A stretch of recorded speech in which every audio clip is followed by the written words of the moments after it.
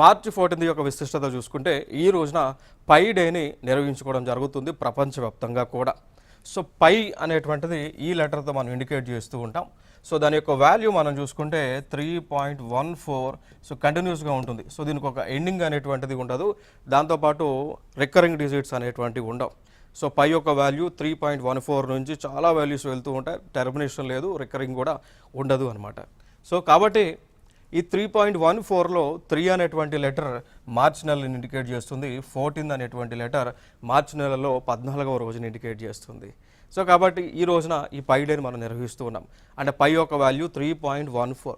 So మనకి నెలలో చూసుకుంటే 3 అంటే మార్చి 14 అంటే డే, కాబట్టి ఈ పైలో 3.14 ఉంది కాబట్టి ఈ రోజున ఈ పై డేని మనం నిర్వహించుకోవడం జరుగుతూ ఉంది.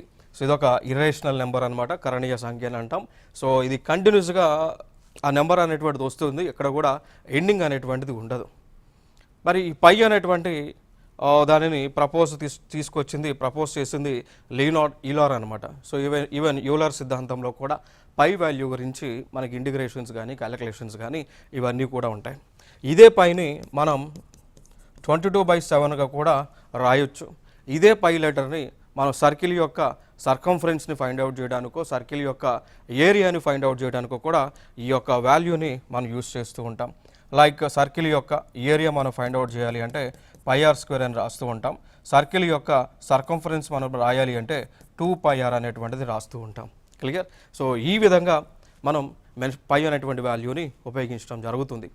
ఇంకొక అంశం, ఇదే రోజున ఆల్బర్ట్ ఐన్స్టీన్ గారి యొక్క జన్మదినోత్సవం కూడా ఈ యొక్క పై డేన మనం నిర్వహించుకోవడం జరుగుతూ ఉంది.